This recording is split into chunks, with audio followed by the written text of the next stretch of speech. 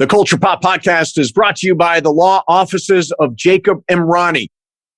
Accident or injury, call Jacob Emrani. Call Jacob. Hey, it's Mase. If you or a friend or loved one is injured in an accident, the first person you should call is my friend Jacob. When I did this, Jacob was great. He helped me by talking through the next steps, which really put my mind at ease. When you're injured in an accident, you got to have an expert. That's why you call Jacob, just like I did. Call Jacob, 844-24-JACOB. That's 844-24-JACOB, or visit calljacob.com. Call Jacob.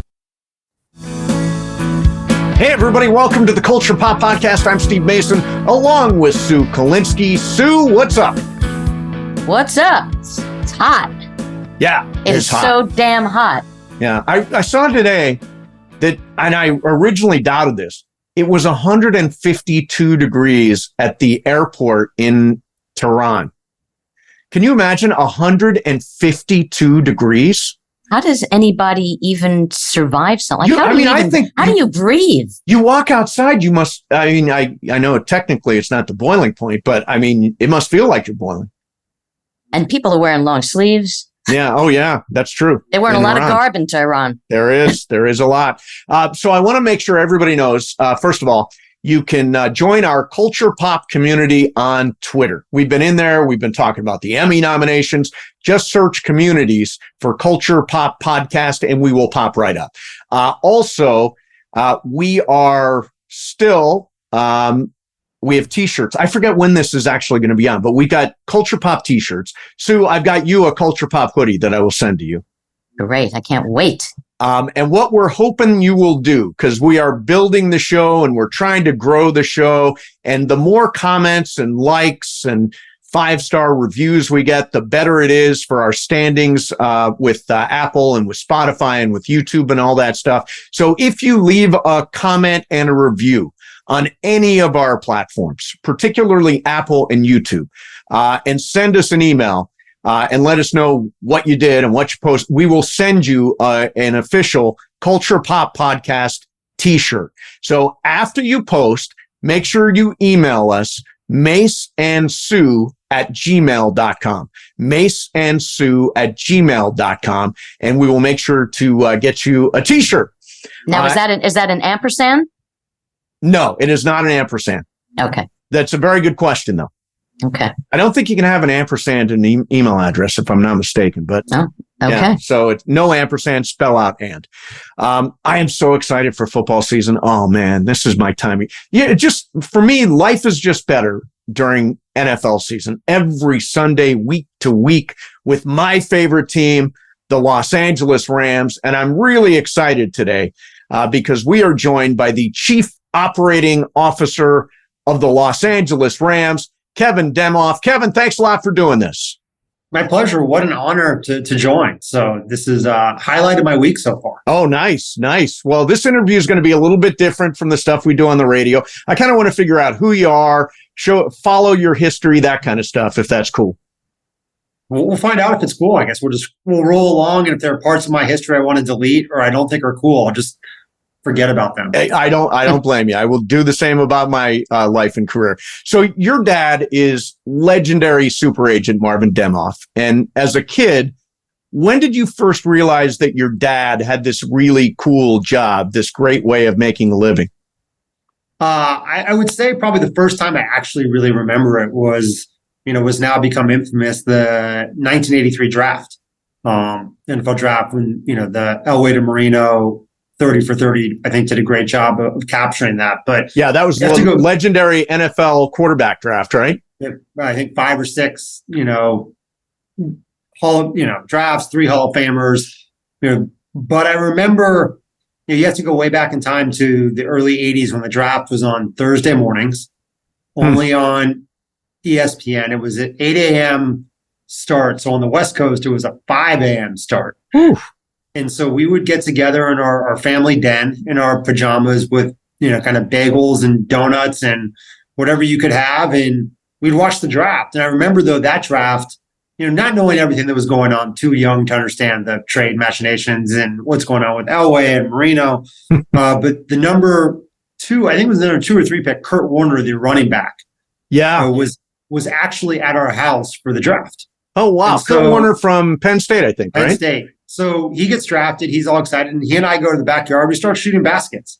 And I always remember what I loved about the draft when I was a kid was I didn't have to go to school until the first round ended. So that was always like the highlight. So you wanted as many trades, people to take as long as possible, so that, it was 10 o'clock, 5-6 hour first round would be fantastic. But I remember kind of you're sitting there and you're watching the draft. These guys are getting drafted. They're in your house. They're shooting hoops with you. And, that was the moment you kind of realized maybe your experience was a little bit different. And look, growing up in Los Angeles, there are plenty of people who had ties to the entertainment world, of which we had none. But you all of a sudden realized that you had sports figures who were part of your life that probably weren't the same as everybody else. So I read that when you were a kid, you used to listen in to your father's business calls. First of all, I want to know if he knew that you were doing that. Okay. But I want to know, looking back on those conversations that he had, what was the takeaway and how did that help you maybe later on when it became your career? So the two things on listening in, the first was, at first I used to kind of sit in their bedroom and the end of the bed and just listen to his side of the conversation. And so that takeaway was always what led to, I think, my career was, I wonder what the other side of the conversation looks like, right? Like I understand his perspective, his viewpoint. I'm curious what's being said, very much on the other side. Although we were probably one of the first houses then, we've got multiple phone lines. We had fax machines. We had everything. So at one point we got multiple phone lines. My parents decided it would be a good idea for my dad and I to share a line. So that's when I could actually just pick up the phone and listen and start to hear what people said. But very early on, for the most part, I would just sit in the room and imagine the other part of the conversation. And then he would hang up and I'd kind of ask about, the other side of the conversation. So I think that's where the curiosity of switching sides probably came from. And then what was your big takeaway? What did you get what did you pull from your dad's conversations? Look, I always thought the most interesting thing about my dad's conversations, which is something we've tried to live to later on in life, is that he had, the people who worked at the teams were his close friends in the NFL.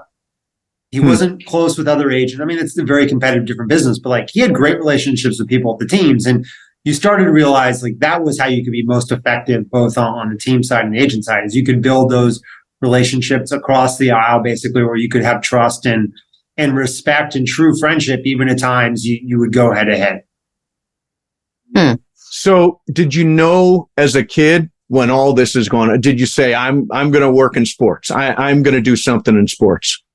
I didn't. Probably looking back, I should have.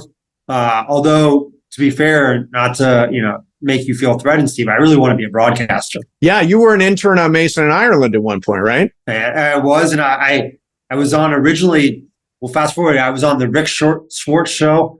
I have a hot dog on a stick at the Fallbrook Mall. Yeah. That's part of my life. But when I was growing up, I used to go to baseball games, basketball games, football games, and I would take a pen and pretend I was doing the play-by-play, or the color. So I always imagined if I got into sports, it would be, as a broadcaster. I never really wanted to get into sports kind of on the team side. My dad was pretty adamant to me that the agent business was not a good one for someone to come join. So I always thought it would be broadcaster TV, and, lo and behold, but someone who started playing fantasy football at the age of 7 in, 1984 and who used to do mock drafts, I think, for the NFL starting age 8 or 9. Wow. Pretty early on, way ahead of the, way before the draft was what it was now. But, and then, I remember, but probably where I knew I had the bug, and also where I learned my dad was a great negotiator was, I think when I was 7 or 8, I was in a college bowl pool with him where you'd circle the winners. And he had me fill it out, and I filled it out. And I remember whatever the results of the Cherry Bowl, which used to be played in New Jersey, were, he had put the wrong team down for me. And as a result, I was going to win the pool and win $1,500. And instead, I came in second and got nothing. And he said to make it up for me, he would take me out to 5 lunches. Huh. So they were $10. And at the time, I remember thinking like, well, that's pretty cool. Like, it's a good second place. And by the fifth lunch, I'm like, I think I got screwed here. Like these lunches are not $300 a piece. We're going to Carney's, which is great. I'm happy. But, I feel like maybe the negotiator took advantage of his son. But that's when you knew you have the bug. When you're doing college football bowl pools at 7, mock drafts at 8, that's when you know. Your rise started at a very, very young age. So at 23, you were doing on the personnel side of arena football with the Los Angeles Avengers. I just think of when I was 23, I was starting out as a stand-up comic in New York, hoping to get on stage before 3:00 in the morning. That was my life, So I wanted to know how important was that job for preparing you to get a job in the NFL? Well, to be clear, being in the Arena Football League is like being a stand-up comic at 3 a.m., right? I mean, it's basically, you have to remember, glory was not that way. But I would say it's the number one thing that prepared. Basically, A, made me want to do it, and B, was the preparation. When I look back on my time with the Avengers, basically everything you do now, you did then. Just with nobody paid attention. It was a lot more, a lot fewer zeros on the contracts. And actually, really the one difference at that point, we kind of changed it. Most of the players didn't have agents. So you'd have to go negotiate with them face to face, which is a tough thing to do, from a management perspective. I remember walking in, we had one player who made $27,000 and, salary cap was coming to the Arena Football League for the first time when I joined. And so we really needed him to go to 25,000. And, which $2,000 seemed a lot. The salary cap of the team was probably, $600,000. So every bit counts. And so I go to his apartment. He opens up the door with his wife and their 4 kids. And I'm like, I can't do this. Never mind. I'll find the money somewhere else. And they're like, what do you want to talk about? I'm like, I just want to come check in on you and see how you're doing. But, I remember 3 games into my first season, Casey Wasserman, who was our owner, he says, I think we need to make a head coaching change, which we did. So then you learn how to make a head coaching change, learn how to search for head coaches. You did everything. We made trades, we negotiated contracts. I also picked up Jerry's Deli for lunch every day and drove it over to practice. I took uniforms to be washed. You laid T-shirts on seats. And I always believe, something I tell anybody, who asks for advice these days, working in the minor leagues in sports is one of the best things you can do because you get so much experience doing everything. And even today, I'm fortunate enough to run a much bigger team. There's not a job in this organization that I'm asking someone to do that I probably haven't done myself. Outside of being the coach, or coaching, everything else that's been done. At one point in my career, I did either in the Arena League or the NFL. And I always think that that's a little bit, of how you can best relate to your staff, to your people, to grow them. But, minor leagues is such a great place to, learn so many things. When we screwed up, nobody paid attention. And that was awesome. Although what I find very interesting now is, our beat writer at the time for the Avengers in the LA Times was Gary Klein, who's now our beat writer. Wow, for the LA Gary Klein. Wow. Yeah. You look at the Epic, we're always like, who knew? But I loved every minute of it, but I remember, what at the very end, we came to the team. They had been there a year before, hadn't done very well. We got better. We made the playoffs a number of years. We revamped everything. But my last year there, we were playing the Georgia Force in Atlanta, who were owned by the Atlanta Falcons. This is the time when a lot of the NFL teams started about arena teams.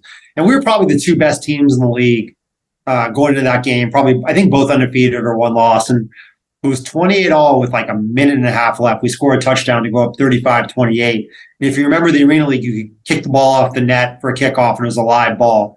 We then proceeded to recover 4 straight kickoffs for touchdowns. We won the game 70-28. Wow. We're in the locker room after and everybody's celebrating. I'm like, I can't do this anymore. This isn't a real sport. This was a great game between 2 teams down to the very end. And this is not the way it should have ended. And I think that was my epiphany that maybe it was time for a change.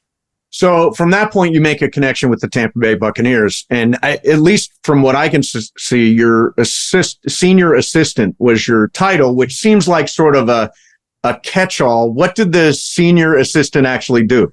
So the senior assistant, so the connection was the way I actually got the job at the Avengers. You have to go back in time. I was working for an internet company called Broadband Sports, which was way ahead of its time. Great, really interesting company. And it was true boom bust cycle.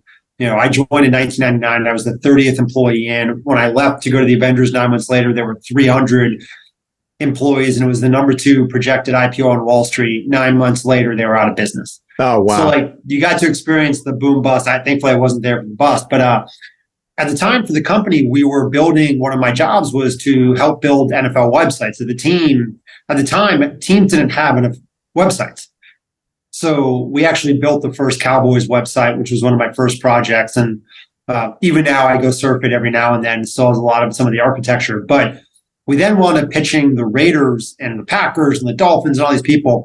And when we pitched the Raiders on the website, Bruce Allen at the time was basically their general manager, but his title was senior assistant because that's what Al Davis gave him. So Bruce was the one who recommended me to Casey for the Arena League.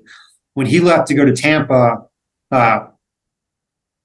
he basically gave me the chance to join him in Tampa, really doing salary cap contracts, kind of assistant GM kind of stuff. And I said, no, I'm going to go to business school for 2 years. He's like, even better, you can work for me for free for 2 years or in business school.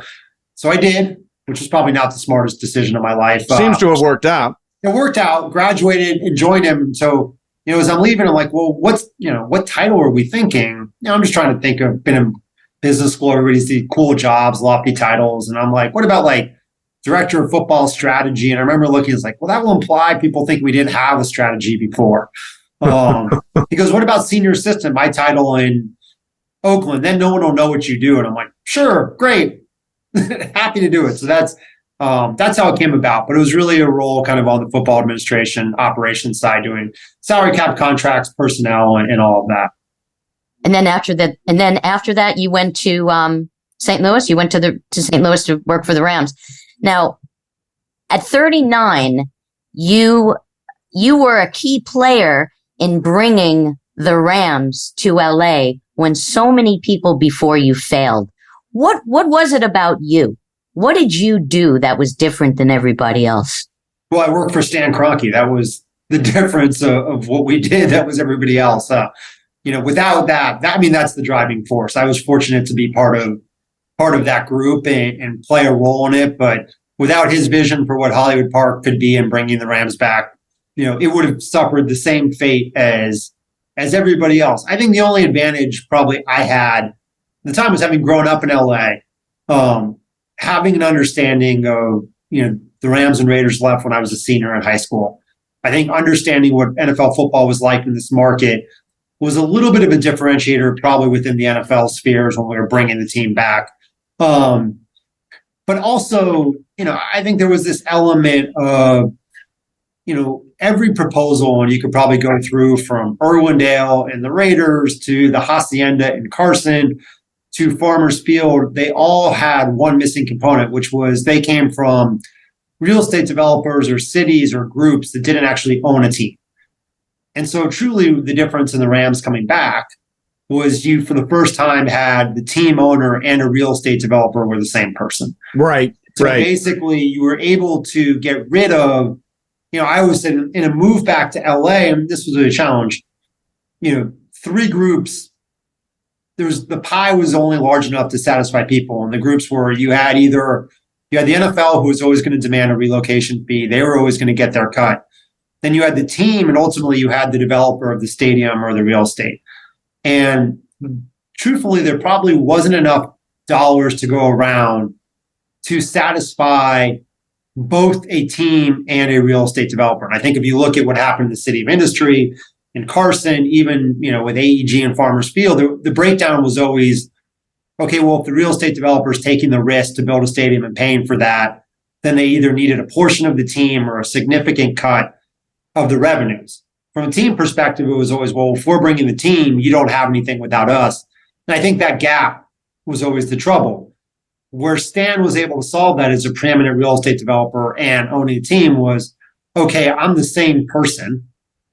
So therefore, if whatever X percent needs to go to the team and the real estate developer, I'm collecting all of it, even if the divide between real estate and team may not be specific. And so I think that was the game changer for the NFL truly coming back. That and getting a hold of what, I have always believed was long the best site for the NFL. And I believed it before the Rams came back, and I still do. The only two places that an NFL stadium really belonged in Los Angeles were either Dodger Stadium or Hollywood Park. Everything else probably was not the right fit for a number of different reasons. And I think that's what came to fruition. So SoFi Stadium is the greatest stadium I've ever been in. And I've been to 7 Olympic Games with those amazing stadiums. I mean, SoFi is tops. So how were you involved in the sort of development of the project and the design and all that kind of thing?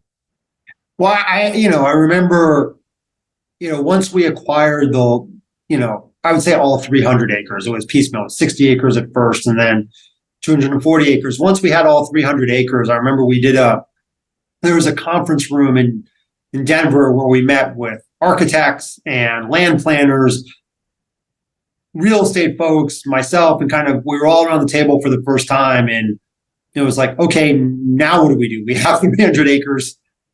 We have the right to leave St. Louis. They had essentially voided our lease. Can we actually make this come to fruition?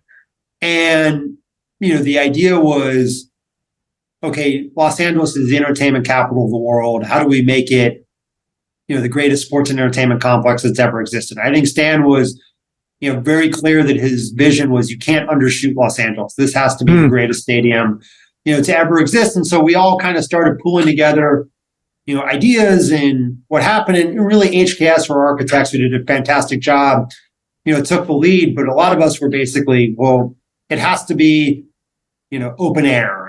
And, I give them a ton of credit. We wanted to host every event under the sun, from the Olympics to the World Cup to Super Bowls to concerts, but also Final Fours and Academy Awards. And, but I remember vividly saying, like, we don't want a retractable roof. And in Southern California, it makes no sense.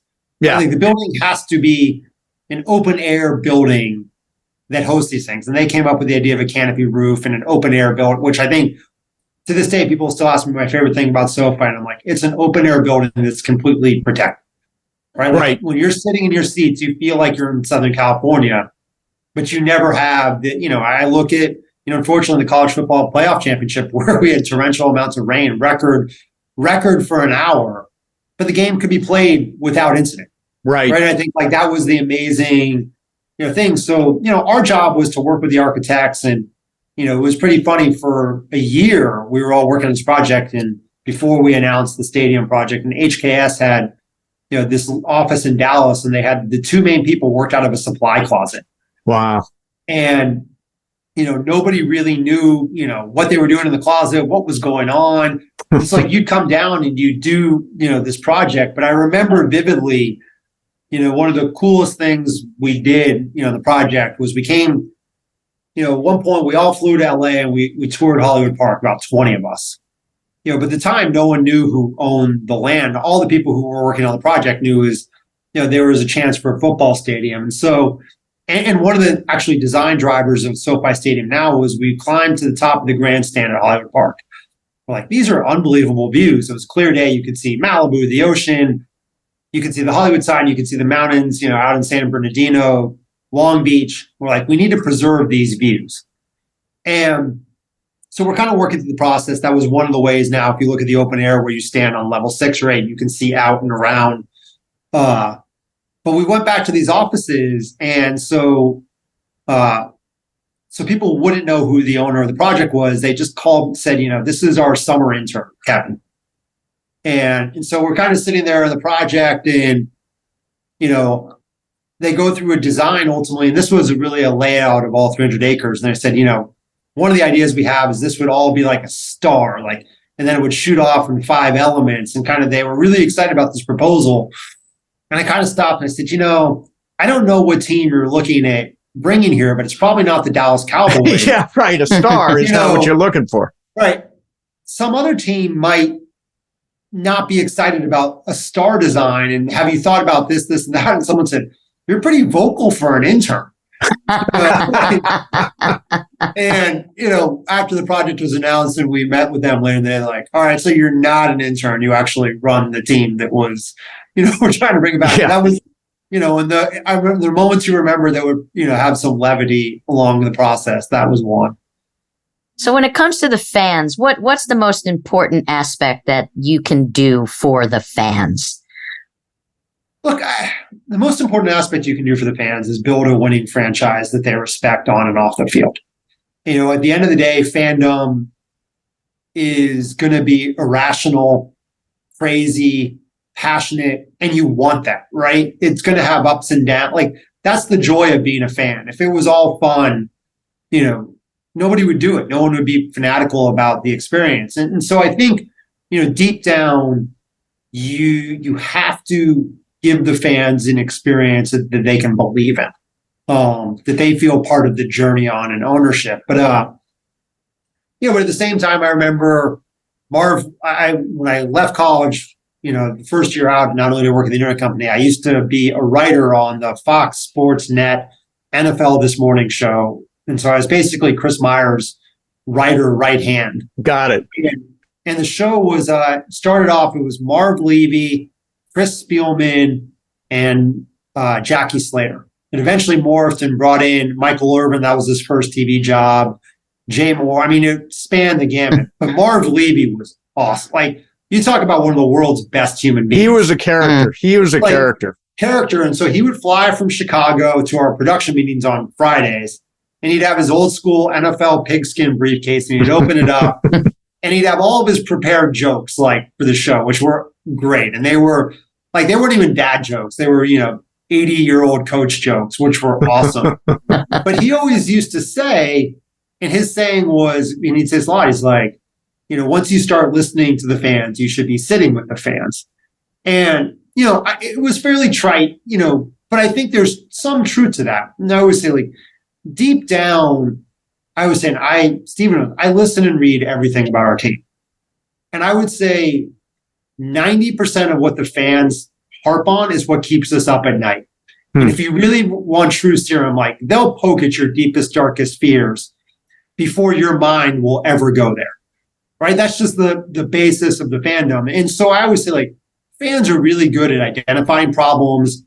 And that's why I read all of it, to understand where the pulse of the fan base is, how it works, and, where their heads are at and kind of what we need to be doing better. I would say just sometimes the solutions are batshit crazy, right? And I think that's part of fandom, right? And, it is, you need, a wide receiver and you have $1 million under the cap. Well, why don't you trade for Justin Jefferson and redo his contract?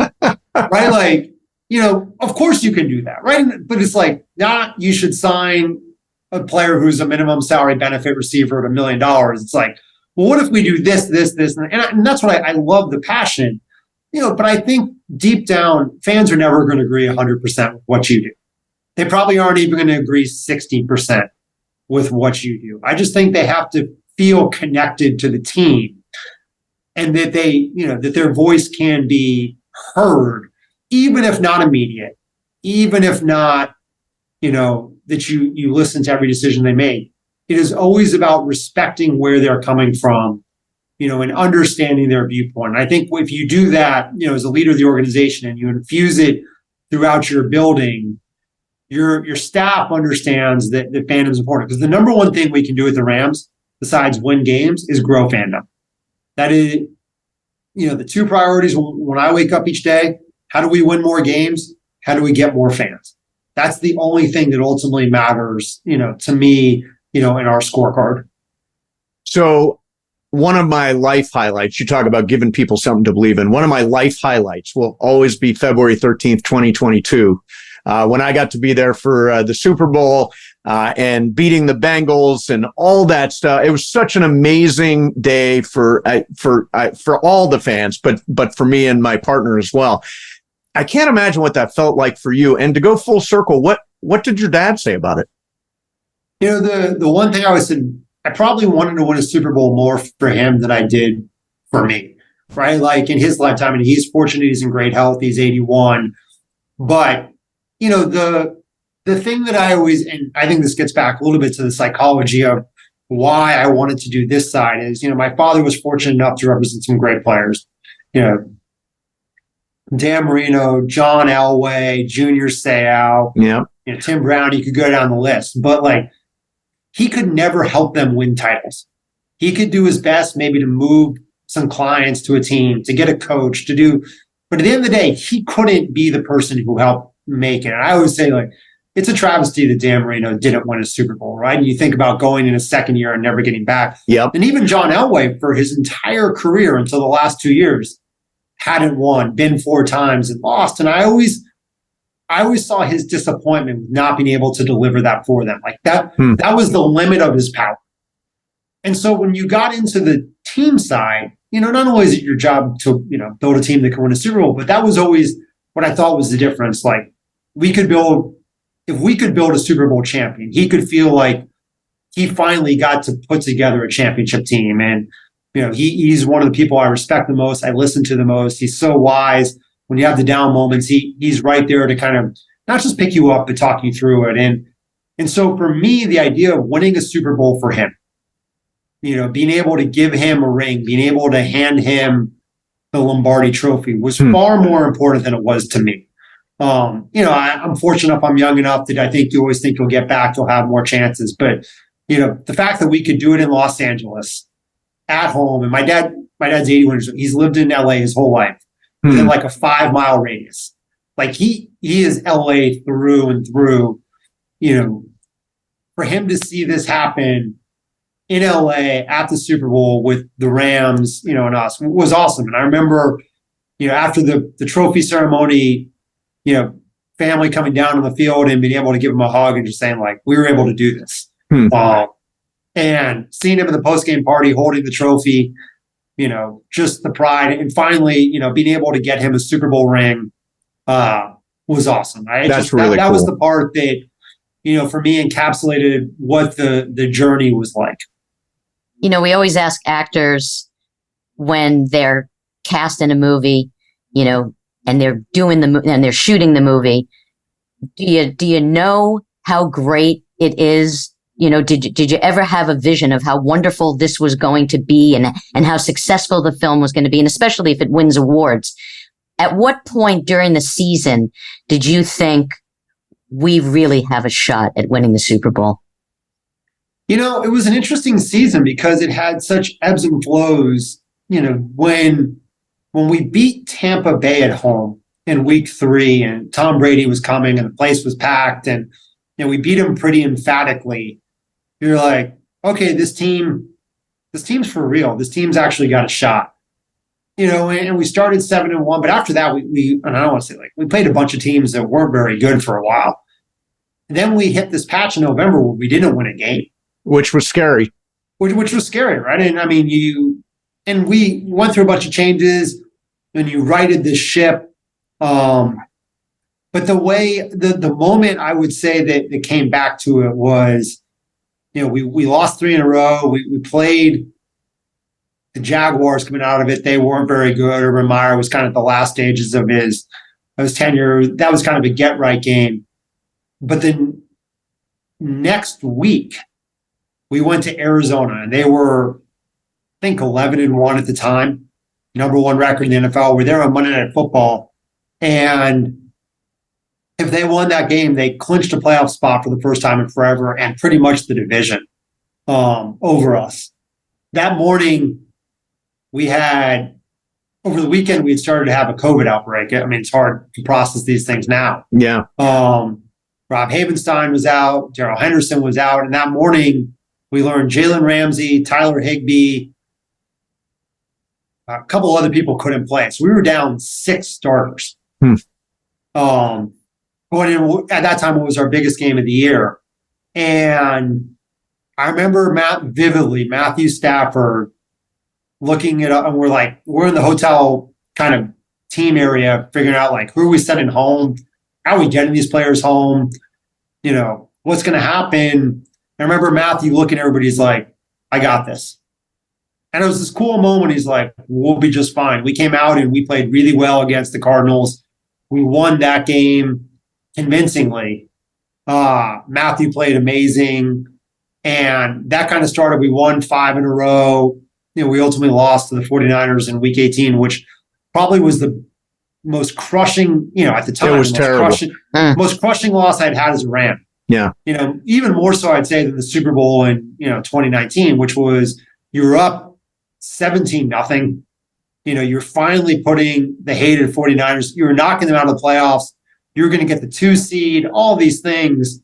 And it just evaporated. And, even though we managed to win the division, because Arizona beat Seattle that day, or Seattle beat Arizona, it was the most hollow. I remember they handed out the hats in the locker room. They're like, no one wants this hat. Right. But that was the moment, the highs and the lows that year. But I'd say the Tampa Bay and Arizona games. But that year was also fraught with hey, is this team actually going to pull it off? And I think that's what made, the victory more sweet, as opposed to, I would say, in our March in 2018, that team started 8-0.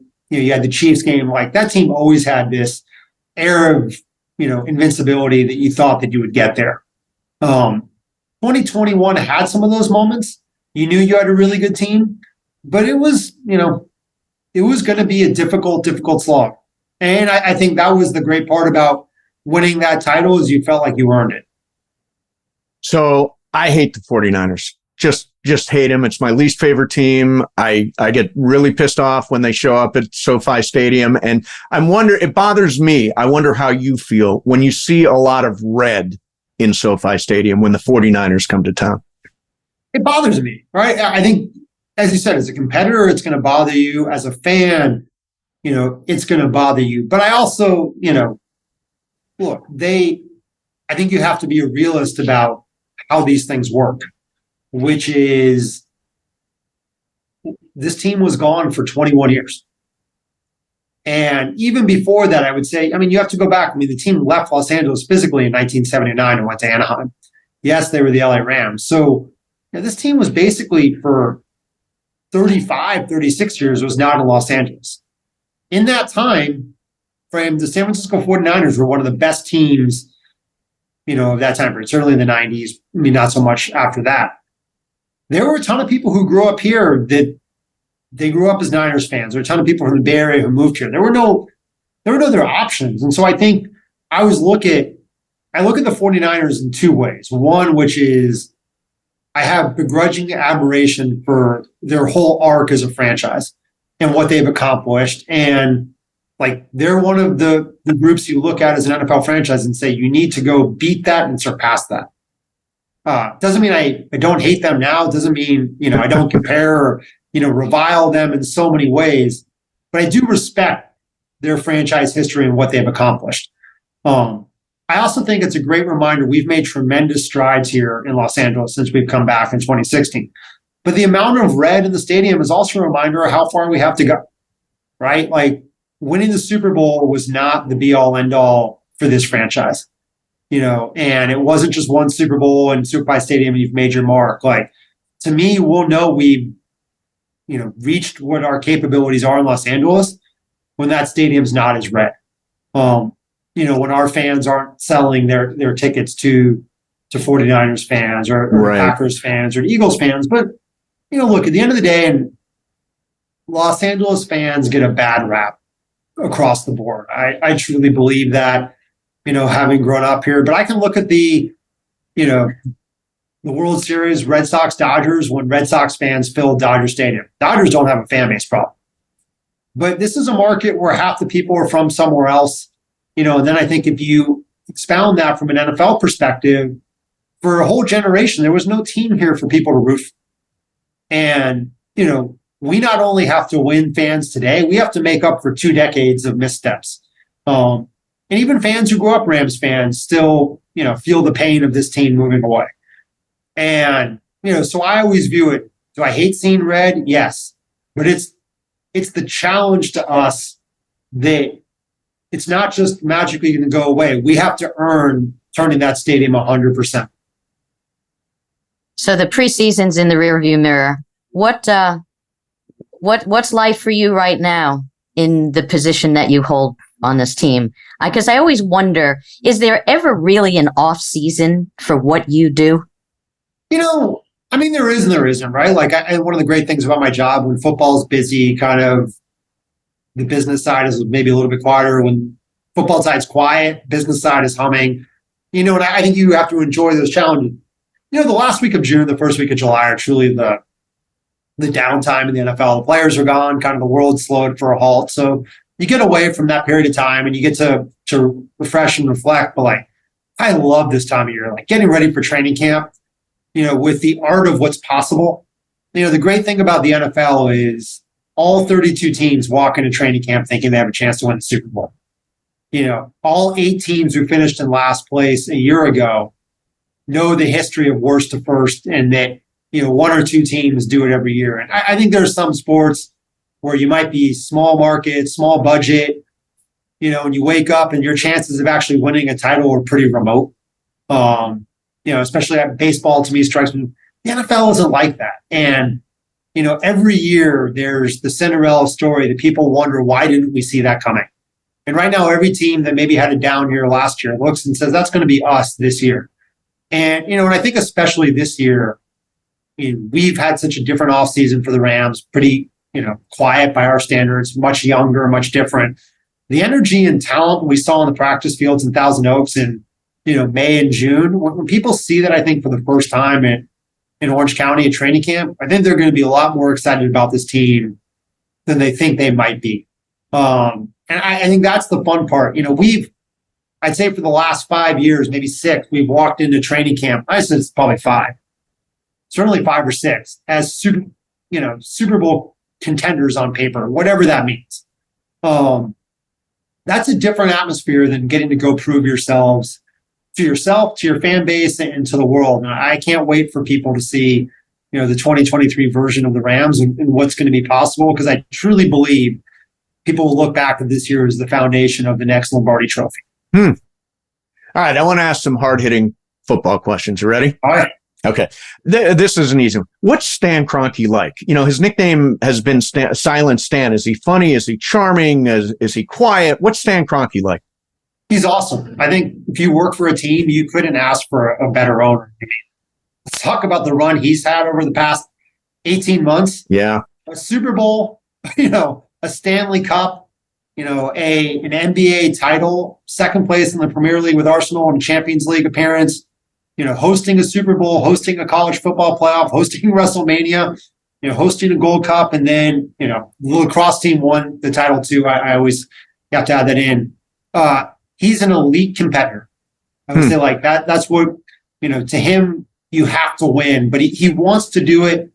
He wants you to be innovative, aggressive, efficient. He wants to win on and off the field in the best possible ways. And but the greatest credit to him, he has a unique tact where he hires great people. Sean McVay. You look at even Jared Bednar in Colorado, Michael Malone after Sacramento, Mikel Arteta. Like, he just knows how to pick coaches. He's found Joe Sakic and Les and Calvin Booth in his first year as a GM with the Nuggets win a title. Like, he hires great people who might be more obscure at the time. He empowers them. He gives them the tools to win.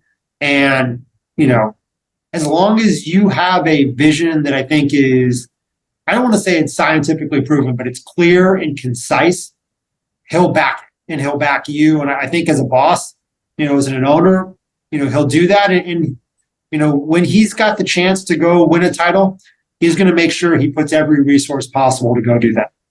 How close was Sean McVay to leaving after last season? And do you have any assurances that he'll be here past this season?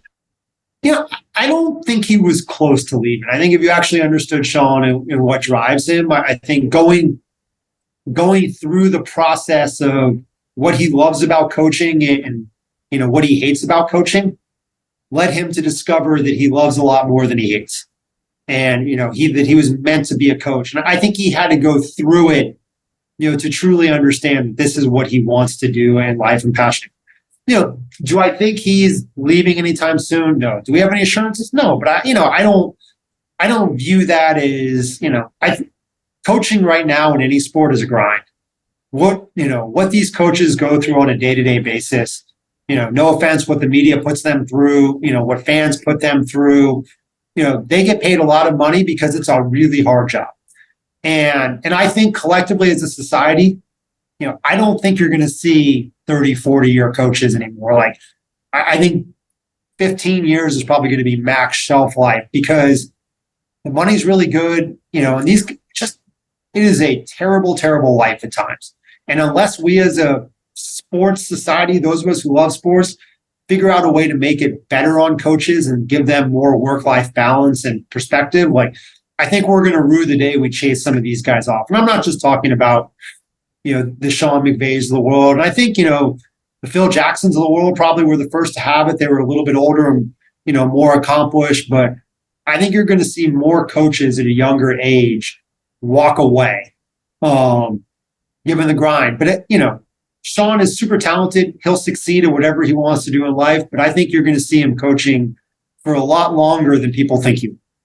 But don't you also think the carrot of a lucrative broadcast career is maybe something that will drive a coach to maybe retire earlier than they would have if that wasn't an option? Sure. I think if they're, look, 3 years ago, lucrative broadcasting contracts seems like a long time ago in the media cycle. But look, I think at the end of the day, there are only so many of those jobs. There are only so many coaches who are good at it on television and can do it. I think those who like Sean, and I think Sean will probably do TV someday. He'll be great. But at the end of the day, I always like, there's no competing on television. And I think these guys were wired as I think the best coaches are maniacal about competing, maniacal about leading people, maniacal about bringing people together in pursuit of a common goal. It doesn't happen on TV, right? Like, if you want to say, how do I, replicate the revenue streams and in football, baseball, basketball, and, get to be around the game, sure, check. But, the joy of bringing 100 people together, leading an organization, that win on Monday night against Arizona, against all odds on COVID. Yeah. I promise you that whoever called that game on Monday Night Football didn't walk out of State Farm Stadium as happy as the Rams did. Right. And I think that's the difference. Like, and Steve, there is nothing in the world like a winning locker room. Yep. There just isn't. And, until you learn how to kick that and give that up, I just don't. I think these coaches who are wired that way will always pursue that next championship, that next thing in front of them more than the television. So I put out on Twitter during the show today, I said, I'm talking to Kevin Demoff this afternoon. What should I ask him? And multiple people said this, and I know you've heard this, and give you a chance to respond. How do you respond when somebody says the Rams are tanking for Caleb Williams? Anybody who thinks we're tanking doesn't know Sean McVay, Les Snead, Stan Kroenke, and I'd include myself in that. Here's the thing. I fundamentally don't believe tanking works. Right? I mean, you can look at teams who notably tried to tank, maybe the dog, and I don't think anyone in the NFL actually tries to tank, but that's a whole different. Yeah. The teams who were perceived not to be good, the Dolphins, that year, the Texans last year, none of them wound up with the first pick. The Cleveland Browns did, maybe 1-39 or whatever it was. Yeah. Right? And have nothing to show for it. Right at the end of the day, there's no way to tangibly tell your players and coaches they're not trying to win.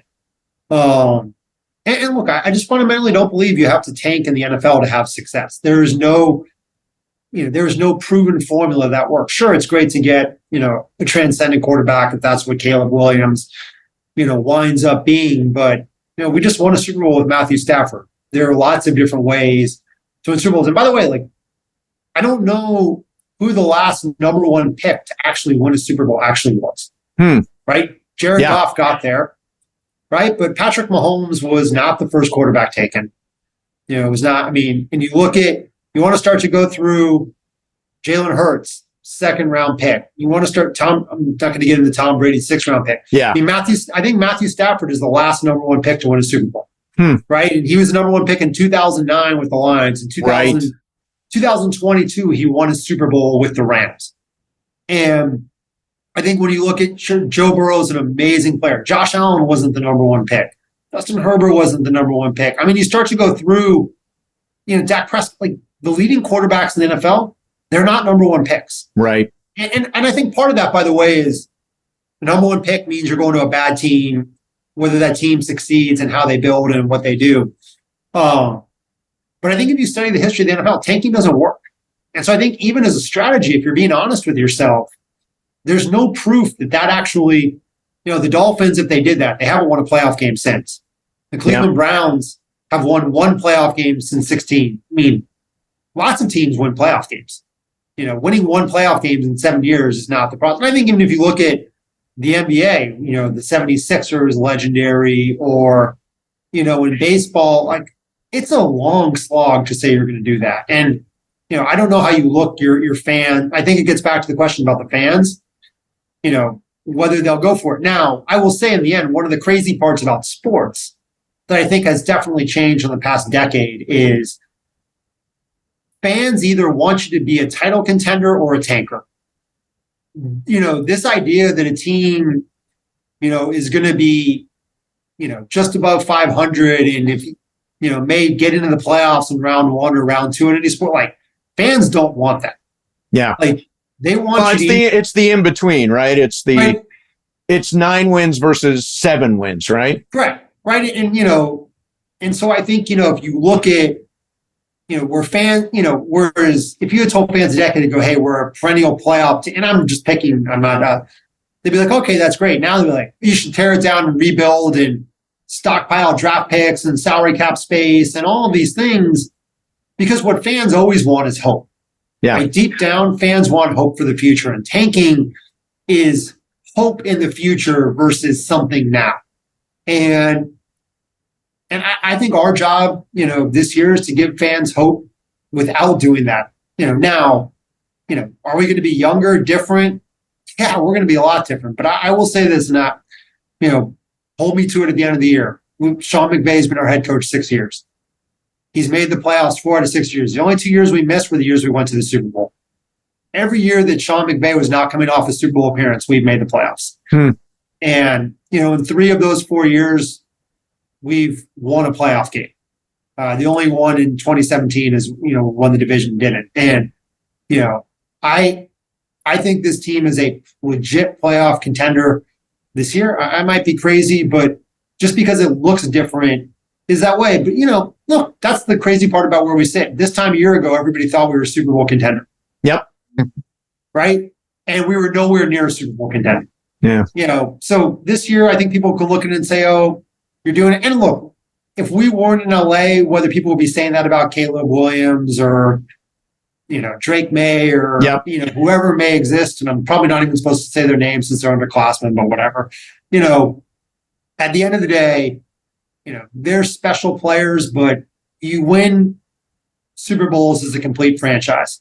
Yeah. And, there's not an ounce of anybody's body in this organization that will take losing this year as acceptable. So last thing for you, and there have been multiple reports about this. Maybe you've addressed them definitively. I'm not sure. But Matthew Stafford, there are reports that you listened to offers. It's been reported that Matthew Stafford didn't want to restructure his contract. Is any of that stuff true? No. I mean, look, I think like in every room in the NFL, there's usually some kernel of truth, right? Like, did people call about Matthew Stafford? Yes. Did we not, tell them right away, that's preposterous? No, we wouldn't do that about anybody. I think, one of the things about the Rams has always been we're aggressive in seeing how the world lays. And, if every time we picked up the phone, someone said that's preposterous, and we just gave up, we wouldn't have Matthew Stafford. We wouldn't have traded for Jalen Ramsey. We were told no on Jalen Ramsey 10 times before that trade went through. We were told no on Von Miller 6 times before that trade went through. At some point, you do have to think about what's best for the chance, but no one ever made a serious offer. We never considered it. And, I think we were very excited about Matthew. Given the salary cap trouble we were in, like, did we think about ways to make Matthew's contract better for the salary cap? Yeah. Did we ask Matthew to renegotiate or restructure? No. Did we work through on our end creative ideas that could have worked potentially? Yeah, but they never came to fruition on our end. They're never really proposed. And, we fought him. And I think more importantly from that report was that, there's nobody who was disappointed in Matthew. I think you ask everybody here, we didn't put out the best team around Matthew last year. We didn't protect him well enough. We didn't do our job. And if you've seen Matthew Stafford's an elite quarterback who led us to the Super Bowl single-handedly, 2 years ago. The way he played in those playoffs was heroic.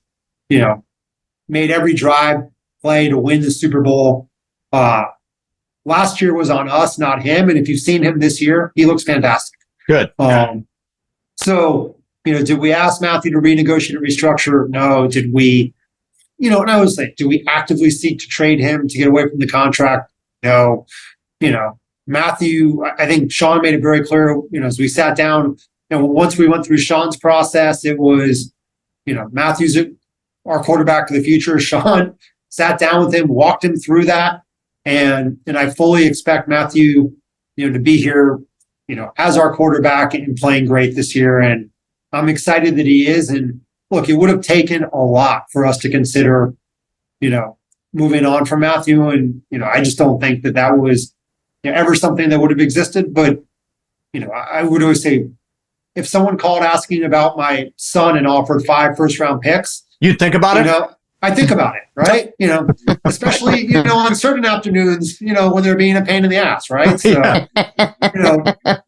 but I think that goes back to where we started the conversation, right? Like when you're listening on the other end of the phone, yeah. I think what has made the Rams special the past few years is daring to be different in the art of the possible. And the moment we lose that is the moment we lose, what I think is truly our edge.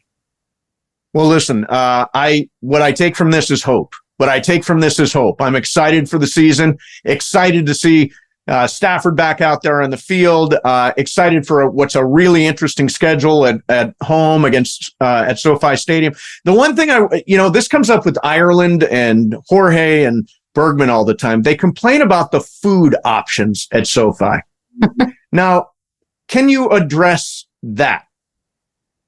Yeah, look, I think the good news is everybody, I think, complains about all the food options at stadiums in Los Angeles. Yes. And look, the food in Los Angeles is so good collectively that, how do we make the stadium experience the same as we got? Like, I would say, I actually just had a conversation today about we need to continue to get more options in, do more things, at SoFi to meet those challenges. I think that's one of the voices of the fan that we do listen to. How do we, bring some of those better options in? I will say where I think SoFi gets a bad rap, and this is not a defense of anything, is we opened the building in the middle of a pandemic. True. In a labor shortage. The way we envisioned that food coming to life from day one, our first game, we were short 2,000 concessions. Wow. And, from what part of that through LA County Health and social distancing, part of that through labor shortages. So there were a lot of concept ideas that never got off the ground. And I think that, look, your first impression is everything. And that first year, we probably struggled to deliver the choices and, ideas and menu options and caliber of food that we want. And I think we've been playing catch up ever since, but we won't stop playing. And this is not a pun intended, catch up on, trying to get better. It is I'm a foodie. So there's probably no criticism of SoFi that hits me harder than people saying, hey, the food options need to get better. And, we have a great group of chefs and people who are hardworking there, and we just got to keep putting our heads down and finding ways to do it. But we scored a lot better last year from fans than we had the year before. And so I imagine this year we'll do the same. I want to ask you real quick, what are the chances of having a celebrity chef at SoFi? I come from New York. So at Citi Field, they had a Top Chef master who actually had his food at the stadium. What are the chances of something like that happen at a place like SoFi? Because it screams that it should have something like that. Yeah, and so we looked at that initially. We had hired John and Vinny to kind of curate our entire menu from the beginning. I think that was kind of our approach to doing it a little bit differently. One of the challenges of SoFi, and I think Steve will say this, a little bit different than a baseball, it is not the easiest stadium to circumnavigate. Yep. And, if you're in, and so one of our concerns has always been to the Chop Chef idea is that if you put one stand in a place, where do you put it? Yeah. Right? Because, Yeah, I don't think people realize that when you go in there and you try to there are all sorts of barriers, right? Yeah, it is chopped up and so, you can't put it on the club level because then, all of your great fans don't have a chance to get it. If you put it in a GA section, where do you put it so it's accessible so that someone doesn't have to walk around the stadium or even can't walk around the stadium? That's always been our concern. So it's not a great answer. We should do it. I hope we do eventually do it. But our concern has always been a little bit, if you do, a Top Chef or two concepts, how do you make it so that, all 70,000 people in the building, can have a way to do it? Because, you talk about Citi Field, when they put the first Shake Shack in center field at Citi Field, people loved it. But what upset people was, people behind home plate or people in the suite, they couldn't get Shake Shack.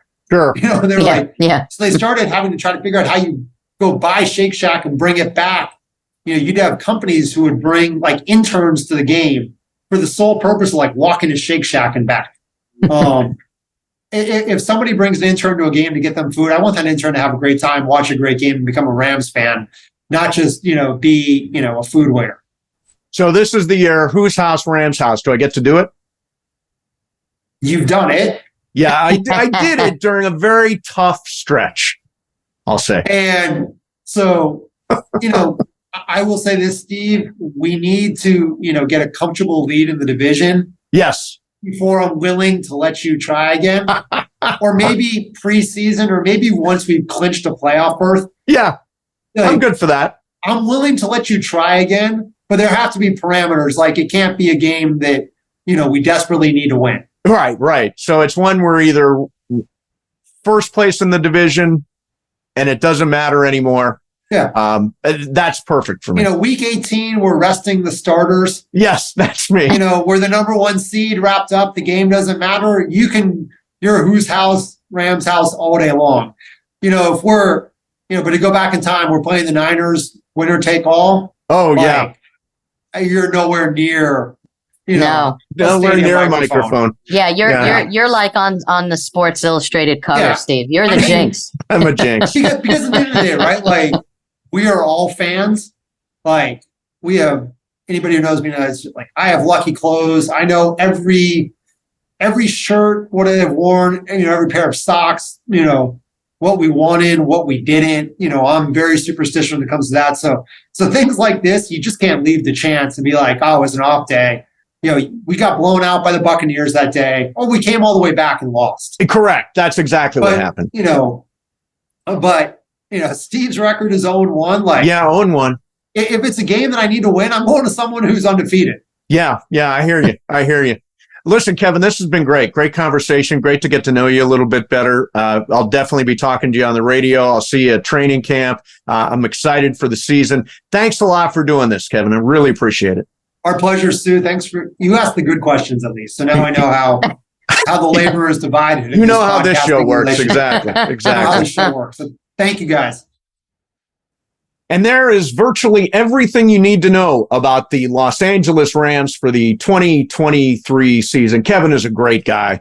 On the air, I always refer to him as Kev. I have no idea if anybody else does. I don't even know if Mrs. Demoff refers to him as Kev, but I always do.